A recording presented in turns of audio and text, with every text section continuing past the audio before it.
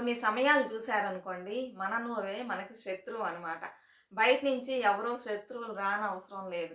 మన నోటి వల్లనే మనం మాట్లాడే మాటలు, మనం చేసే పనులే మనకు శత్రువుగా మారుతదనమాట. కొంతమందిని చూసారనుకోండి, ఎలాంటి వాళ్ళ దగ్గర ఎలా మాట్లాడాలి, ఏ సమయంలో ఎట్లా మాట్లాడాలి, ఇవన్నీ తెలియకుండా ఏం చేస్తారంటే, అన్ని విషయాల్ని చెప్పుకుంటూ పోతారు. అలా చెప్పడం వలన చాలా అనర్థాలు జరుగుతాయండి.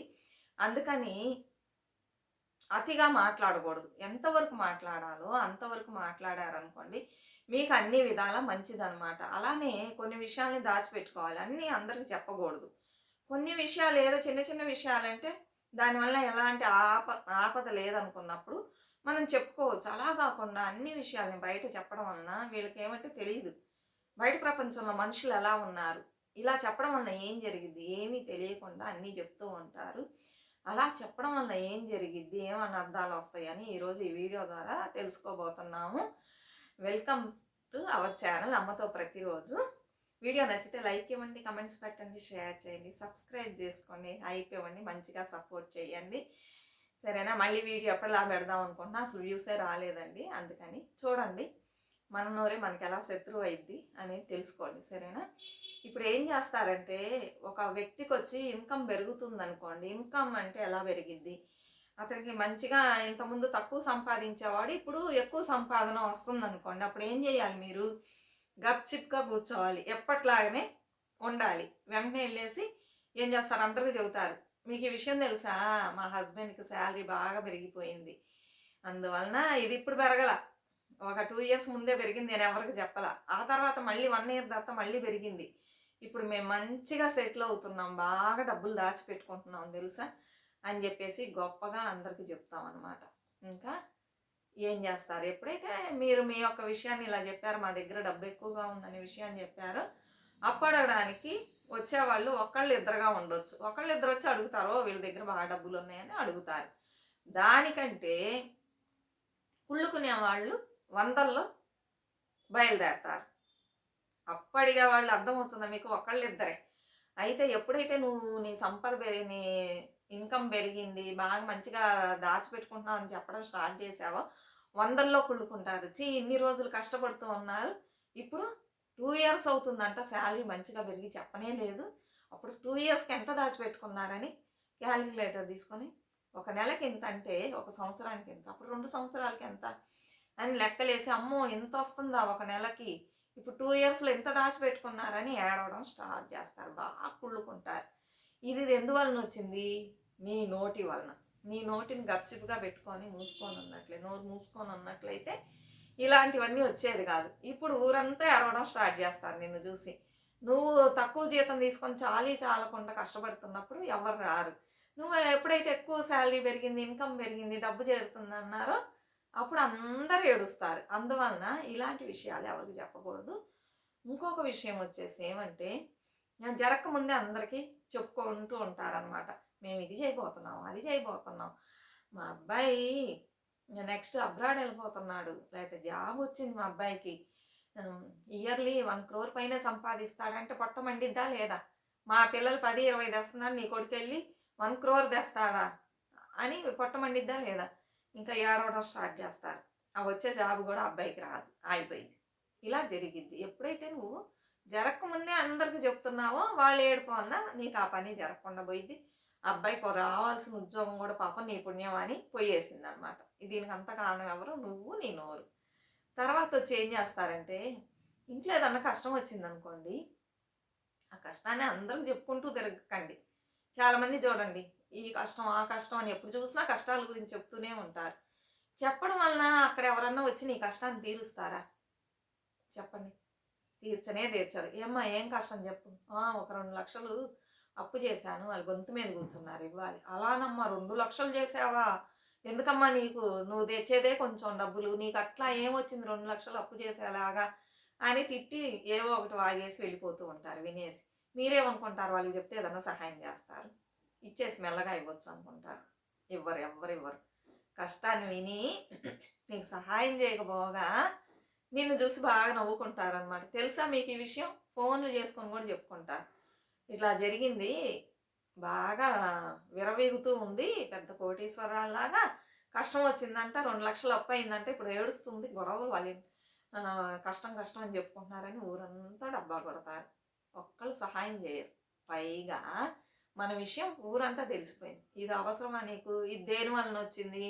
నువ్వు నోరు మూసుకొని గమ్మున నీ కష్టాన్ని నువ్వు ఎలా తీర్చుకోవాలో చూసినట్లయితే సరిపోయేది. ఈ రోజుల్లో ఎవ్వరూ ఇవ్వరండి. ఒక్క పైసా కూడా సహాయం చేయరు. వినేసి మనల్ని కేవలంగా చూస్తారు కానీ చెయ్యరు. అందుకని మీకు కష్టం వస్తే దాన్ని ఎలా తీర్చుకోవాలని ఆలోచించండి తప్పితే నలుగురు దగ్గర చెప్పడం అనేది ఒక చెడ్డ అలవాటు. ఇంటి విషయాన్ని చెప్పకండి. నెక్స్ట్ వచ్చేసి ఇంకోటి, వైఫ్ అండ్ హస్బెండ్ మధ్య గొడవలు. ఒక భార్యాభర్తలు అంటే గొడవలు రాకుండా ఎలా ఉంటాయండి? లైఫ్ లాంగ్ అన్యోన్యంగా ఉన్నోళ్ళని చూసారు. ఎంత మంచి కప్పులైనా చిన్న గొడవలు రాకుండా. ఒక చిన్న గొడవ రాకూడదు. వెంటనే వెళ్ళేసి మా ఆయన నన్ను తిట్టాడు, పోట్లాడాడు, నేను ఇలా చెప్పాను, అలా చెప్పాను, మా ఇద్దరికి గొడవలు అని చెప్పేసి మీరు చెబుతారు. ఒకళ్ళిద్దరి దగ్గర చెబుతారు. వాళ్ళు ఏం చేస్తారు? ఈ ఫోన్ ఉండనే ఉంది. ఫోన్ వేసి తెలుసా, భార్యాభర్తలు ఇద్దరు కొట్టుకుంటున్నారు. నువ్వేం చెప్పావు? చిన్న గొడవ అని చెప్పావు. కొట్టుకుంటున్నారు. ప్రతిరోజు గొడవే. మరి ఎప్పుడు విడిపోతారో కూడా తెలియదు అని చెప్పేసి చెప్తారు. వీళ్ళేం చేశారు? మరుసటి రోజు పొద్దున్నే ఏదో పని ఉండి భార్యాభర్తలు ఇద్దరు బైక్లో వెళ్తూ ఉన్నారు. వెళ్ళగానే ఇప్పుడు అందరికి తెలిసిపోయింది కదా, చూసి ఇలా చూస్తూ ఉంటారు. నిన్న గొడవలు అని చెప్పి అందరి దగ్గర చెప్పి వచ్చింది. సిగ్గు లేకుండా పొద్దున్నే మొగుడు బండి ఎక్కి వెళ్తుంది నవ్వుకుంటూ. ఇవన్నీ ఒక జన్మాల చీ అని చెప్పి తిడతారు. ఇది మనకు అవసరం అని చెప్పండి. ఎవరింట్లో గొడవలు లేదు, ఎవరు పోట్లాడుకోవడంలా. భార్యాభర్తల మధ్య గొడవలు వస్తే 5 నుంచి 10 మినిట్స్ లోపే తీరిపోవాలి. మాట్లాడుకొని అక్కడే పరిష్కరించుకోండి. దాన్ని లాగకూడదు. కొంతమంది చూసారనుకోండి, ఆడవాళ్ళు కానీ మగవాళ్ళు కానీ మొండిగా ఉంటారు. నేను మాట్లాడను నీతో. ఎన్ని రోజులు మాట్లాడకుండా ఉంటాం? ఒక ఇంట్లో ఉండేటప్పుడు ఇద్దరు కలిసి ఇద్దరికి అవసరాలు ఉంటాయి. అది మాట్లాడుకోకుండా ఎలా ఉంటాం?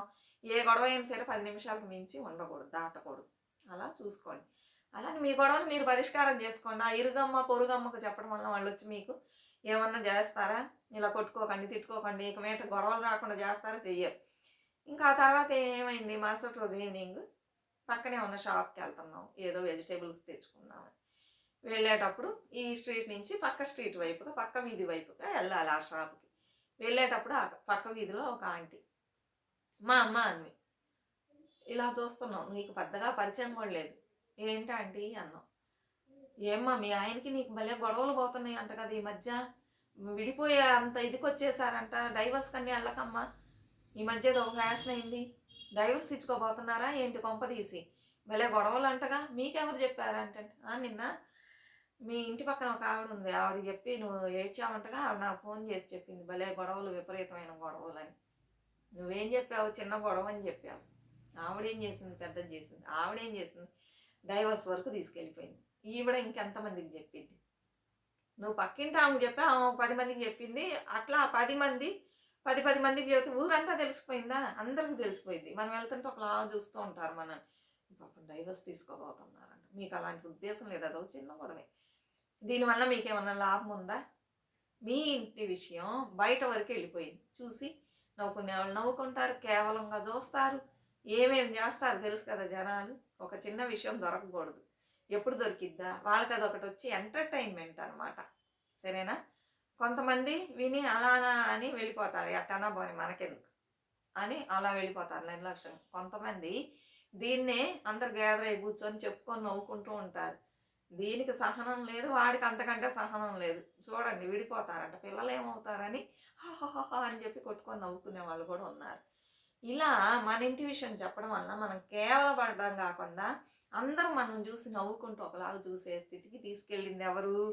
నీ నోరు నువ్వే కదా. అందువల్ల ఏం చేయాలి? ఎక్కువగా మాట్లాడకూడదు. ఇంకొక విషయం వచ్చేసి, నువ్వేమే చెయ్యవు, అయితే నీ గురించి ఏదన్నా చెబుతారు. అప్పుడు నువ్వేం చేస్తావు? నిన్ను ప్రూవ్ చేసుకోవాలని చెప్పేసి మాట్లాడుతూ ఉంటావు. నేను అలా చేయలే, ఇలా చేసా, అట్టట. అట్లని నువ్వేం చెప్పాల్సిన అవసరం లేదు. వాళ్ళందరికీ నేను గురించి నిరూపించుకోవాల్సిన అవసరం లేదు. నువ్వు చెప్పలేదా? ఎక్కువ మాట్లాడలేదా? ఆ రోజు కూర్చున్నారు అందరిలో, వాళ్ళెవరో మాట్లాడారు, నువ్వు మాట్లాడలే, అయితే నీ మీద వేసేసారు. అలాంటప్పుడు నేను అలా కాదని నువ్వు చెప్పుకోవాల్సిన అవసరం లేదు. గమ్మునుండు, వాళ్ళే తెలుసుకుని వాళ్ళే తెలుసుకుంటారు. ఇది ఎందువలన వచ్చింది? నలుగురిలో కూర్చొని నువ్వు వినడం వలన వచ్చింది. నువ్వు పెద్దగా మాట్లాడడం, వినడం మాత్రమే చేశావు. చెప్పింది ఒక ఆవిడ, పైన పడింది నీ ఆ విషయం నీవు చెప్పినట్లు వచ్చింది. ఇవన్నీ ఎందువలన ఇలా కూర్చొని కబుర్లు చెప్పడం వలన. సరేనా? మన ఇంటి పనులు చేసుకొని మనం ఎలా పైకి రావాలి, మనం ఏం చేయాలని ఆలోచించినట్లయితే బాగుంటుంది. నోరుని ఎక్కువగా దేవుడిచ్చింది కావాల్సినంత మాట్లాడడానికి. అంతేగాని ఎక్కువగా మాట్లాడడం వలన ఇలాంటివన్నీ వస్తాయి, అనవసరంగా మాట్లాడడం వలన. సరేనా? పూర్వకాలంలో చూసారంటే ఋషులు అంటారు, సాధువులు అంటారు, వీళ్ళందరూ ఏం చేస్తారు, ఎక్కువ మాట్లాడరు, ఎక్కువ ధ్యానం చేస్తూ ఉంటారు కదా! వాళ్ళకి ఎక్కువ శక్తులు లభిస్తాయి. ఎక్కువ మాట్లాడకుండా ధ్యానం చేయడం వల్ల ఎక్కువ శక్తులు లభిస్తాయి. అందువల్ల సాధువుగా ఉండేవాడికి ఏమి చేత కాదు, ఏమి సాధించలేడని కాదు. మౌనంగా ఉండి సాధించిన వాళ్ళు ఎంతోమంది ఉన్నారు కదా! ఎంత మాట్లాడాలో అంతే.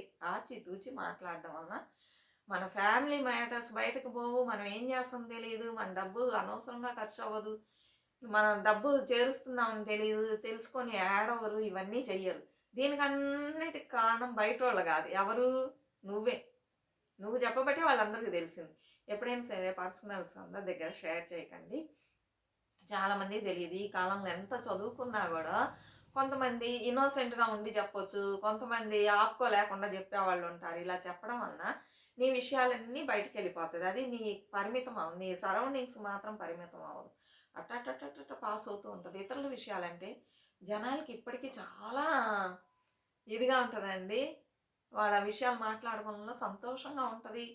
ఇలా గాసిప్స్ మాట్లాడడం చాలా ఇష్టం. అందుకని ఎవరికీ అంత ఇవ్వకండి. మన కష్టాలు మనమే పరిష్కరించుకోవాలి. ఏదైనా మనమే చూసుకోవాలి. ఇతరుల దగ్గర షేర్ చేయకండి. అదే ఈరోజు వీడియో. నచ్చినట్లయితే తప్పకుండా సపోర్ట్ చేయండి. మరొక మంచి వీడియోతో మళ్ళీ కలుద్దాం. అంతవరకు బాయ్ ఫ్రెండ్స్.